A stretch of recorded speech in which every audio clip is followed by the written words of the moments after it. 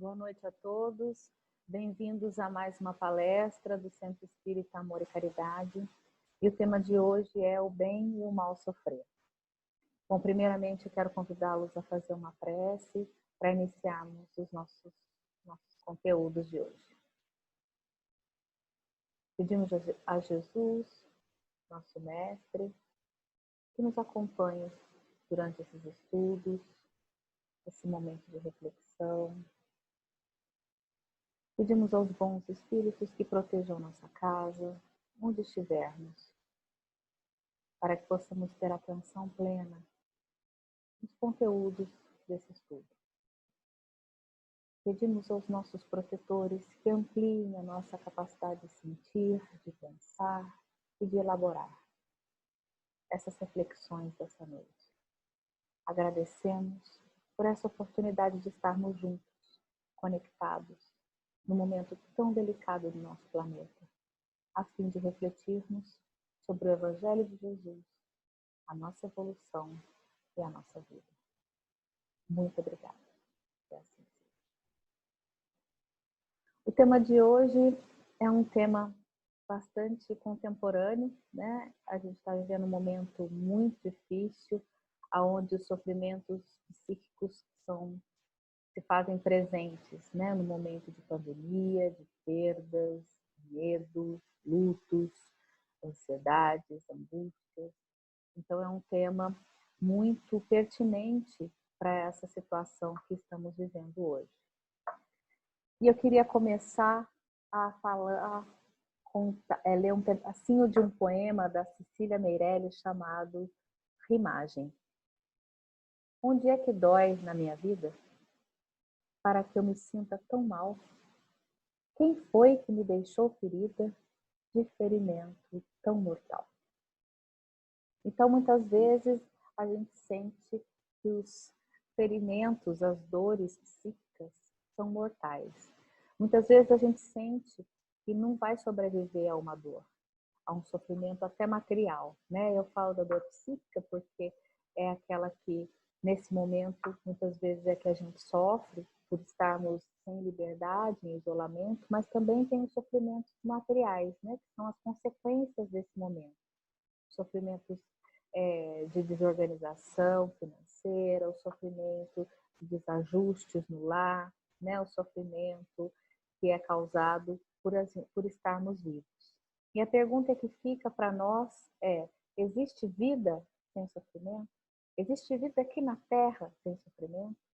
Estamos encarnados, segundo os Espíritos, segundo a codificação de Allan Kardec, estamos encarnados no planeta Terra, um planeta de prova e expiações, sofremos, né? Então, quando a gente é posto, né, a viajar dentro de um corpo material, onde a gente cerceia a liberdade do espírito, de pensar amplamente, de viver todas as experiências possíveis em potencial do espírito, a gente vive momentos de angústia, momentos de dores psíquicas, sofrimentos no relacionamento que temos com as pessoas com as quais a gente vem encarnado.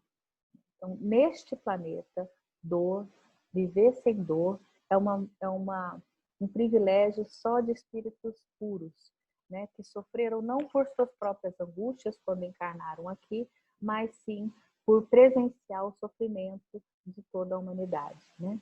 Quanto mais elevado é o espírito, quanto mais embutido, né, imbuído de moral, de entendimento sobre a vida futura, quanto mais esse espírito entende o seu papel para a coletividade, mais o sofrimento dele sai da esfera individual e vai, né, se transfere para o sofrimento coletivo, né, que é quando a gente tem pessoas à nossa volta sofrendo numa situação de vulnerabilidade e a gente dentro, né, sofre junto e quer fazer algo para poder mudar.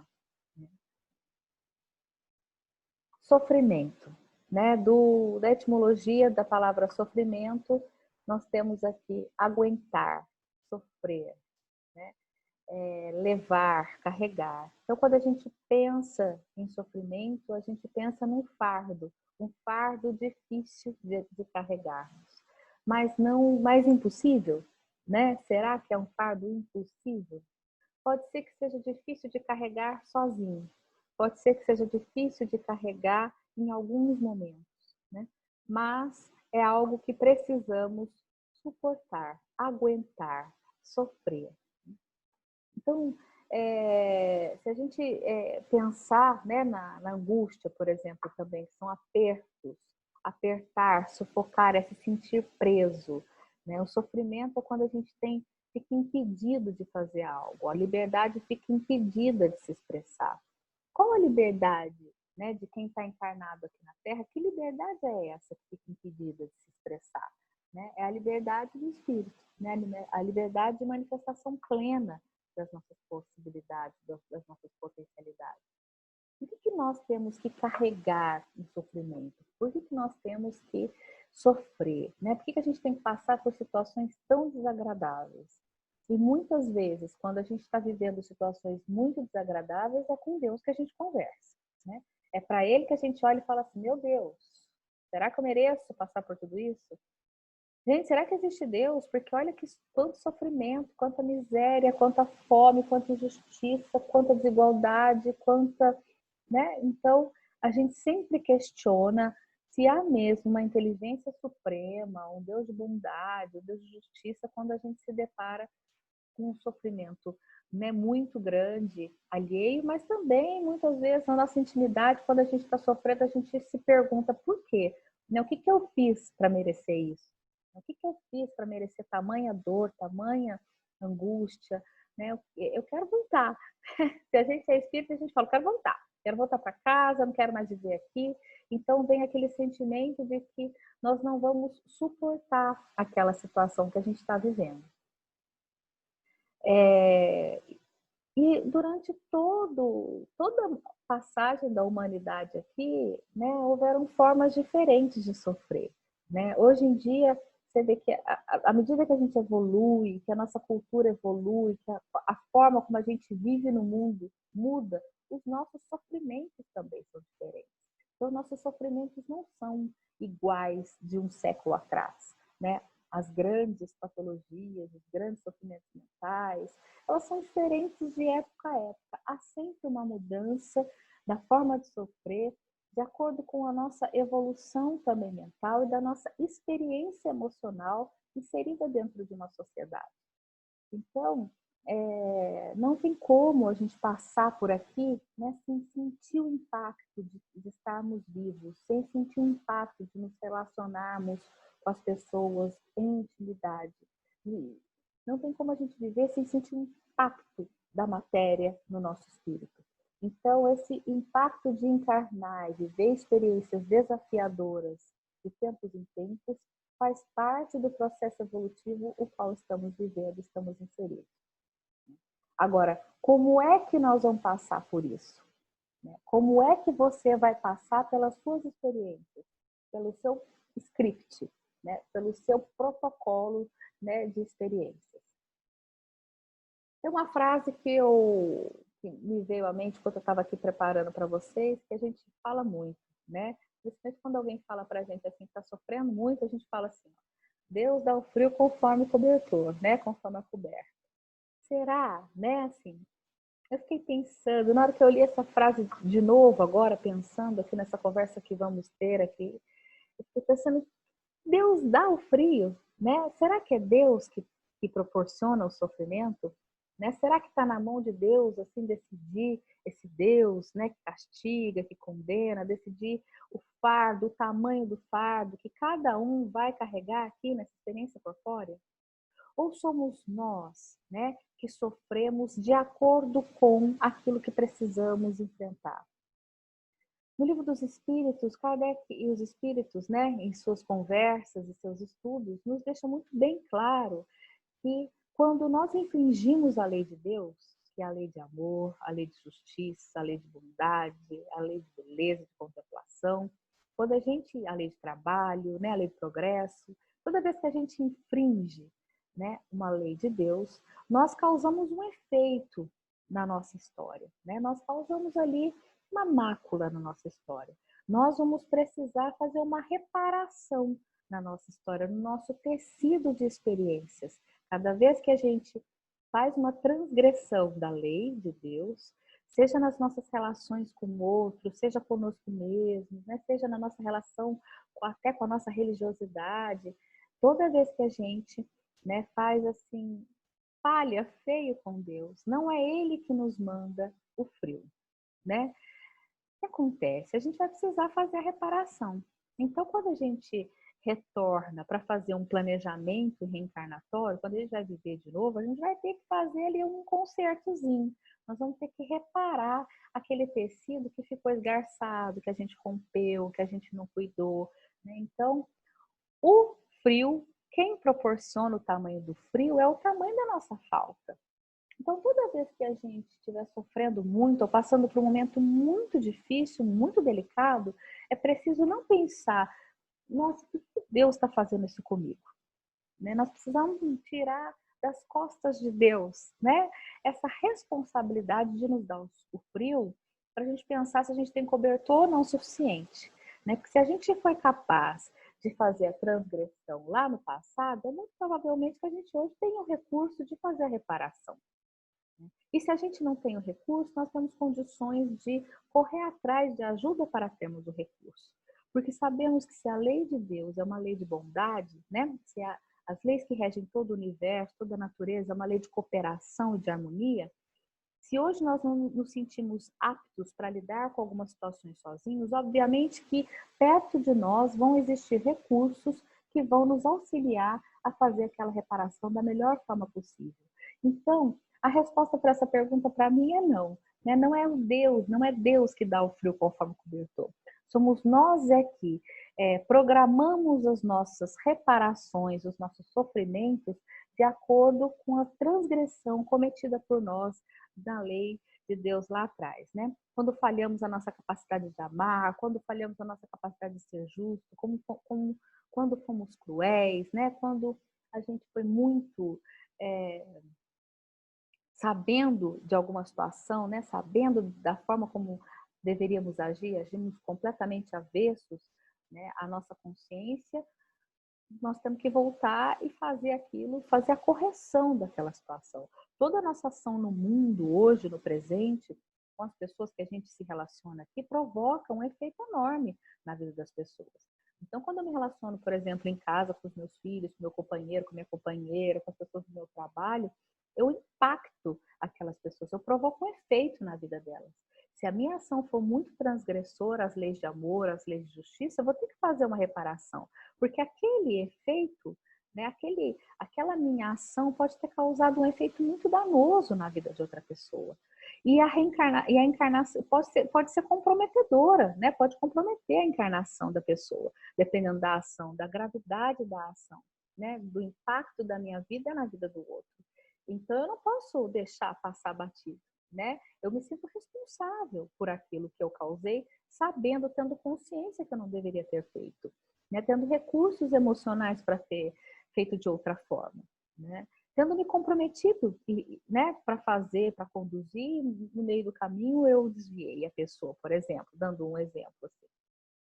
Então, eu vou ter que reencontrar com essa pessoa e vou ter que fazer as devidas separações, mas lidar com o efeito da minha ação. Então, muitas vezes, o sofrimento é a resultante de tudo isso. É a resultante de uma ação muito mal, muito equivocada da minha parte no passado e que hoje eu tenho que fazer os determinados ajustes. Eu tenho que aprender a pensar melhor naquela situação para resolver da melhor forma aquela situação, né? Então, o cobertor é a nossa capacidade, a nossa disposição no momento presente de resolvermos a situação problemática, né, e que traz o nosso sofrimento no momento de agora. Sofro, logo evoluo. Será? Né? Será que só basta sofrer, só basta doer para eu evoluir? Será que assim, sofrimento serve para evoluirmos? Suporte, né, é assim, só sofrendo é que a gente evolui, né? Então a gente também precisa ter muito cuidado com essas colocações muito curtas e restritas, né? Não é o sofrimento que faz com que a gente evolua. O sofrimento, ele é uma consequência de uma ação nossa do passado, é um momento de reajuste. A evolução vem a partir do momento que eu faço diferente, né? Que eu ressignifico aquela situação, eu construo uma outra realidade naquela situação, que já vem, né, já vem se arrastando de forma inadequada. Então, se eu vivo uma angústia hoje, se eu vivo uma situação muito difícil, a forma como eu vou resolver essa situação, ela vai me dar um progresso ou não, né? É uma situação transformadora ou não. O sofrimento em si não purifica ninguém, né? Não eleva o homem a planos mais altos. Não é a dor que faz isso. O que faz é o amor, né? O que faz a gente purificar a nossa alma é a nossa capacidade de amar melhor, de sermos mais justos, mais bondosos, né? De sermos mais conscientes da nossa realidade. Isso faz com que a gente tenha recursos de tomar as melhores decisões, né? De sermos mais assertivos na resolução dos nossos problemas no dia a dia, né? Quanto mais a gente age, né, dentro dos princípios cristãos, mais a gente purifica a nossa alma, porque se a gente age dentro do princípio cristão, né, com mais humanidade, a gente promove mudanças no nosso redor. A gente está cuidando das pessoas, a gente está olhando, a gente está fazendo escutas atentas, nós estamos buscando ser justos, nós estamos buscando compreender, a gente está, né, nós estamos em movimento, em ação. E isso vai purificar, né? Não o sofrimento em si, não a vida de sofrimento vai fazer com que eu saia dessa vida e passe de fase, né? Quando acabar essa experiência, eu vou mudar de fase para uma fase melhor, né? Mas à medida que, como eu vou resolvendo cada situação da minha vida, cada fase, momento da minha vida, é que vai me fazer ser uma pessoa melhor ou não. O que isso faz é a forma como ele aceita e reage às atribulações da vida na Terra. Então, o que purifica é a forma como a gente aceita e reage. Não é aceita. Bom, aceita que dói menos. Aceita o sofrimento que você vai sair purificado. Não é uma aceitação cega, né? Sem buscar compreensão daquele momento. Mas é reagir de outra forma, mediante um sofrimento ou uma situação difícil, e ainda buscar compreensão e luz, buscar entendimento, clareza para aquela situação. É quando a gente fala, nossa, às vezes a gente fala da boca para fora, né? Nossa, eu preciso pensar o que eu tenho que aprender com essa situação, viu? Nossa, eu tenho que aprender muita coisa, mas a gente não busca clareza, a gente não busca compreensão, a gente busca falar, reclamar, né? O que eu tenho que aprender com essa pessoa na minha vida, né? Então você está muito mais blasfemando, né? Reclamando, né? Trazendo uma maledicência ali para aquele momento, do que você está pensando, nossa, com clareza, né? O que essa situação me convoca, me evoca a fazer de diferente, né? O que essa pessoa tá pedindo que eu faça, né? O que essa situação tá pedindo que eu faça? Às vezes a gente fica no movimento de situações, né? Em momentos de sofrimentos, diante de situações assim que exige de nós mudança, exige de nós outro posicionamento de vida, exige de nós garra, fortaleza, coragem, né? Que esse é o passo que faltava para um próximo desenvolvimento, para novos desafios, para novas responsabilidades. Então, a gente tem que estar sempre buscando pensar o que a vida nos convoca, né? O sofrimento é uma experiência emocional. O que é isso, uma experiência emocional? Estamos vivos, encarnamos, vamos nos relacionar, vamos para os nossos desafios de uma encarnação, que é desde o princípio, estar encarnados dentro de uma família, de pessoas conhecidas, velhos conhecidos muito provavelmente, de pessoas que a gente não se deu bem numa outra vida, pessoas que a gente ama muito, que tem muita afinidade, mas o convívio, a intimidade com os familiares é um desafio que nos traz muitas vezes altos sofrimentos e angústias, né? Depois, quando a gente vai se relacionar com as pessoas fora de casa, na escola, mesmo criança, né? Os nossos desafios na sociabilidade, né? A socialização com os outros pares, depois a faculdade ou o trabalho, enfim, nós estamos sempre convidados a ampliar a nossa forma de estar no mundo e a ampliar a nossa forma de resolver os problemas. Na nossa infância, né, e na nossa infância emocional, a gente resolvia os problemas reativamente, a gente reagia aos problemas. Diante da fome, a gente chorava, né? diante de uma frustração a gente fazia birra ou não, né? Enfim, mas a gente era muito mais reativo e aos poucos nós vamos aprendendo a articular, né? A tornar mais claro, trazer mais à luz os nossos sofrimentos, a trazer, poder ampliar nossa capacidade de pensar sobre as nossas dificuldades. E à medida que a gente vai ficando mais maduro, a gente vai contando com a nossa sabedoria de toda essa experiência emocional, tudo que a gente pôde aprender durante uma existência na resolução dos nossos problemas. A vida é esse constante aprendizado, né, de experiências emocionais atrás de experiências emocionais. Qual é o contraponto, né, de todos esses somatórios de sofrimentos e angústias que a gente vai passando ao longo da vida?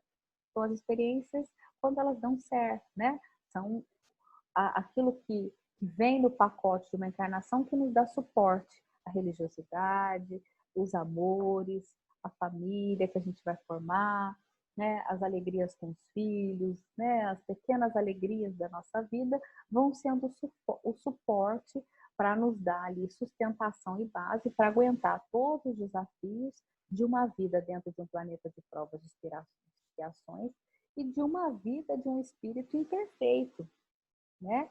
Porque se nós somos ainda muito imperfeitos, a gente ainda tem muito que aprender. Se a gente ainda está em situações de extrema vulnerabilidade, então a gente tem que ter lá, né, os seus confortos, né, os seus contrapontos para poder suportar. E saber olhar e ser gratos por esses momentos de calmaria, né, depois daquela tempestade, a bonança, o sol, o amanhecer, né? Tudo aquilo que vem depois, um momento muito conturbado, se soubermos aproveitar esses grandes momentos para poder descansar na luta, para poder contemplar, para poder agradecer, para poder entrar em contato com a gente, para poder fazer as comparações, né, de antes de uma situação problemática, depois como você ficou, né? Quando você vai viver a situação de novo, como é que você lida? Fazer essas investigações do próprio processo de evolução mental é tão importante porque faz com que a gente entenda que a vida não foi só sofrimento, não é só de dor, né? Que a gente tem momentos de extrema felicidade, de extremo conforto, que nós tivemos momentos, né, no nosso percurso que fomos cuidados também, né? E que quanto mais difícil for a nossa vida, né, quanto mais sofrida, mais a gente pode entender quão difícil foi lá atrás para a gente acertar. E se a gente quer um futuro mais tranquilo, nós precisamos investir nesse presente, né? Fazer escolhas mais assertivas, né? Mais espiritualizadas, para que lá no futuro a gente não precise enfrentar tantos leões, né? Matar um leão por dia, né? Porque será que a gente às vezes vive momentos da nossa existência a gente tem que ficar matando leões por dia? Então, é sempre pensar que se a gente quiser um pouco mais de tranquilidade amanhã, eu preciso planejar, cuidar do meu presente. Porque o efeito da dor que eu vivo hoje é uma vivência inadequada do passado. E isso não tem nada a ver com o castigo de Deus, compreende? Isso tem a ver com a lei de causa e efeito. Eu desajustei ali, eu desequilibrei ali, eu não fui justo ali, agora eu preciso fazer reparação. Quando a gente tem um pouco mais de consciência, a gente tem um pouco mais de clareza mental, de espiritualidade e religiosidade, a gente percebe que a gente fez mal para alguém, o nosso desejo imediato é ir fazer a reparação, né? Na própria vida aqui. Nossa, eu magoei uma pessoa que eu gosto muito, por exemplo, eu quero ir lá falar com ela, eu quero desculpa, eu quero reparar, eu quero corrigir. Então, imagine, né, numa existência, se a gente comete grandes delitos, né? Se a gente, eu sempre falo, olha livro de história, a gente vai saber, né, como é que, onde estávamos no passado, né? Muitas vezes a gente estava ali no meio daquelas guerrilhas, das lutas, das tomando o território das pessoas, matando, enfim, nós não sabemos de onde a gente veio, né? Então a gente vai precisar fazer correções. A gente às vezes estava, né, negando conhecimento esclarecedor para alguém, hoje a gente tem que, né, trazer à luz conhecimento, a gente tem que trabalhar para que a gente possa fazer separações. Então a gente está sempre no lugar onde a gente precisa trabalhar, né, melhorar, consertar, corrigir, não como um pagamento de dívida, mas como uma forma de ter paz e felicidade, né? Hoje nós não temos total conhecimento de tudo que nós já fizemos de desajuste lá atrás. Mas se tivermos, nosso desejo verdadeiro vai ser de fazer a reparação. Então, é isso que a gente está fazendo agora, né? O bem sofrer é entender que toda a situação muito difícil e delicada desse momento partiu de um desejo de fazer reparação. Né? Partiu de uma situação aí que eu infringi lá e agora eu tenho que fazer, tenho que dar uma consertadinha. Essa situação muito difícil, esses momentos muito difíceis, eles podem ser transformadores, como eu disse, né? A gente pode fazer limão, né? Pode fazer limonada de limão, a gente pode olhar, falar sobre isso, né? Falar sobre os momentos difíceis, não tem problema, né? Pensar, ressignificar, trabalhar com disciplina, né? Com constância, buscar vivenciar cada vez mais o evangelho, as leis de Deus, né? Para que a gente possa fazer as coisas mais certas e mais justas e as experiências atuais serem experiências transformadoras. Ou a gente vai ficar chupando limão até o final. E quanto mais a gente se nega a fazer as separações, né, que é o mal sofrer, é quando a gente reclama, é quando a gente blasfema, é quando a gente culpa Deus, é quando a gente rompe com Deus, é quando a gente culpabiliza os outros do nosso sofrimento, é quando a gente ataca todos os vínculos, todos os laços como uma tentativa de se isolar, né? E alimenta o ódio dentro de si. É um limão muito azedo da existência, né? A gente passa a ficar ali, né, naquele azedume de alma. Tudo que a gente fala para a pessoa está azeda, né? Não consegue ver nada positivo em nenhuma situação, né? E não consegue ver a justiça de Deus, né, nas coisas que acontecem no mundo, né? Nem na própria vida. Então, a gente precisa transformar a forma como a gente olha os problemas. A interpretação que a gente faz do mundo é feita de formas diferentes por cada um de nós. Isso porque temos experiências e aprendizados diferentes das outras pessoas e atribuímos um significado único e particular para cada informação que processamos. Então, a forma como a gente vê o mundo, né? Olha lá, um olha o 9, o outro olha o 6, é muito particular.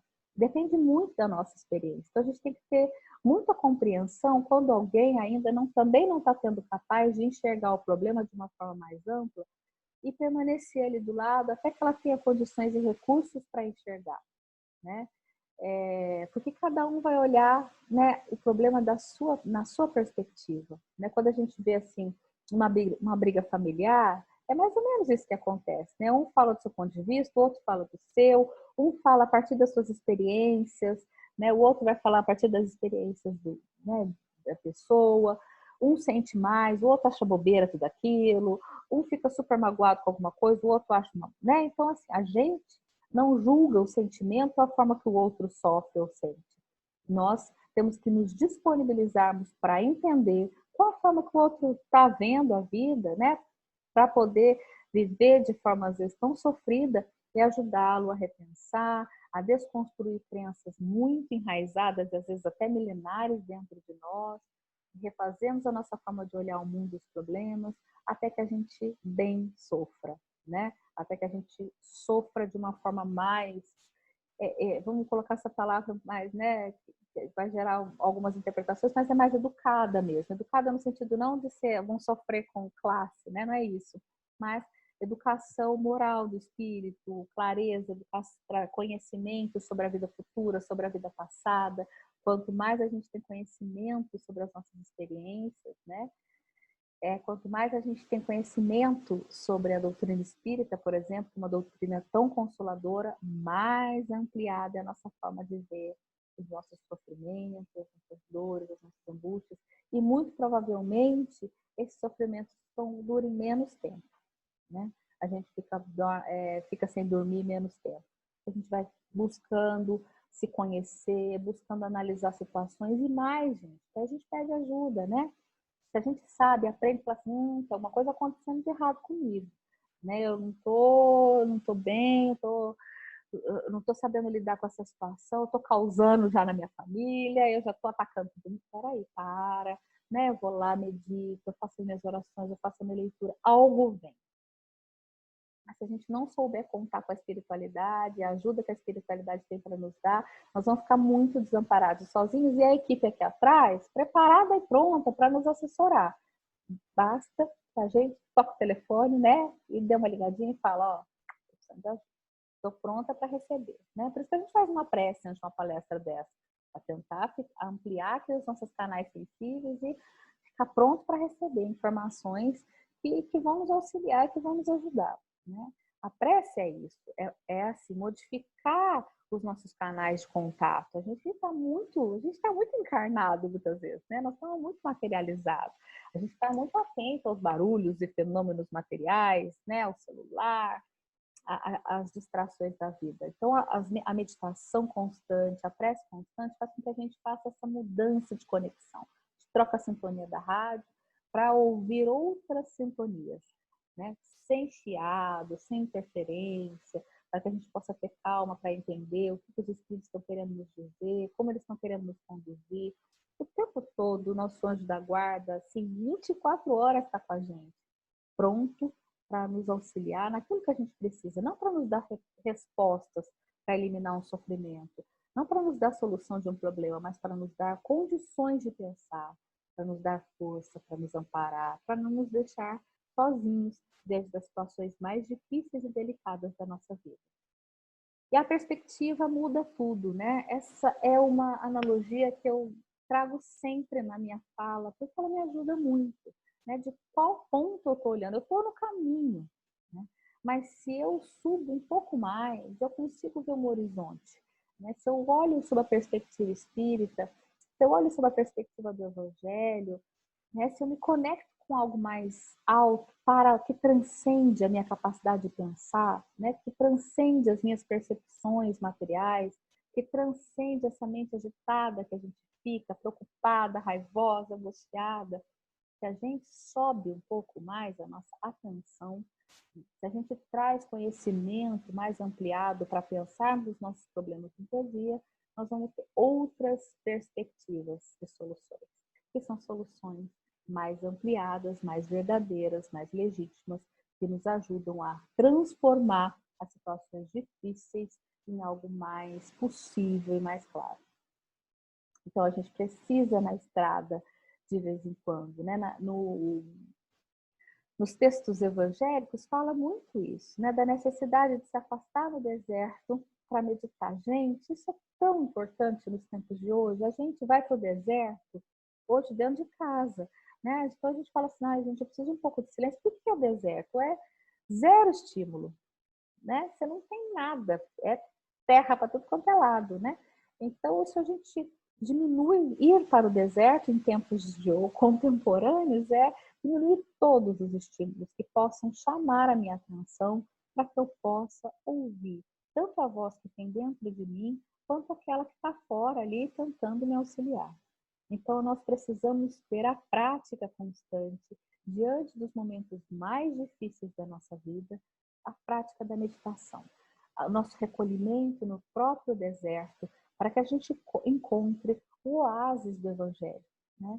Eu falo que essa a descoberta mais importante que eu tive nesse momento tão difícil da pandemia e isolamento social foi essa, que a gente pode ir para o deserto, dentro de casa, até com os barulhos lá fora, mas ter um momento para reservar, porque tem sempre alguém à nossa espera, nos momentos mais difíceis, a nos dar intuitivamente uma palavra de conforto.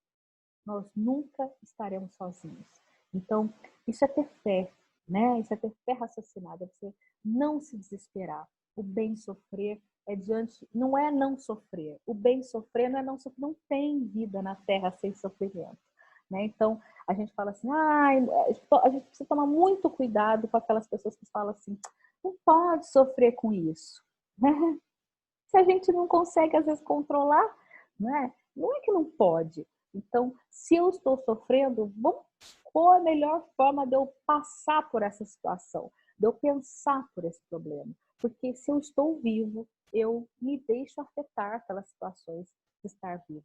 Se eu sou um espírito livre, amplo, que já viveu muitas experiências, e que estou hoje presa dentro de um corpo material, que aprisiona parte do meu conhecimento, que aprisiona parte das minhas ações, que me coloca dentro de uma experiência de vida muito, né? Por isso que fala, são um grãozinho de areia no infinito que somos nós sofremos, né? Por que os espíritos mais evoluídos sofrem menos? Porque eles têm mais liberdade de serem quem eles são, né? O corpo é menos material, menos sujeito a sofrimentos, porque eles são mais livres. Então, quando nós pudermos, né? Quando nós tivermos a inteligência e o recurso moral para agir livremente, né? Para ter uma mente completamente livre, potente, né? Para nadarmos no pensamento de Deus, como os espíritos mais puros e evoluídos fazem, aí sim seremos mais felizes e sofreremos menos. É essa a mensagem que eu tenho para passar para vocês hoje. Agradeço muito a companhia de vocês, e mais ainda a oportunidade de poder ter parado, estudado e ter pensado. Olha, estou usando Marizá. E ter pensado, não dá para apagar o vídeo todo agora. E ter pensado sobre esse assunto e também ter me conectado com a espiritualidade maior, sempre me mostra o tempo todo que não estamos sozinhos. Um beijo e até a nossa próxima palestra. E aproveitando essa emoção, agradeço aos espíritos sempre pela permanência, a constância e a companhia do meu lado. Agradeço meus pais pela oportunidade que me deram de conhecer o espiritismo nessa existência. Agradeço os meus amigos do Centro Espírita Amor e Caridade, que desde sempre me apoiam, me incentivam nos estudos e no meu desenvolvimento pessoal. Agradeço a vida pela experiência e pelo crescimento, por todas as dores, por todos os sofrimentos que me fizeram melhor. Agradeço a Deus, meu Pai, que me ama e me conduz.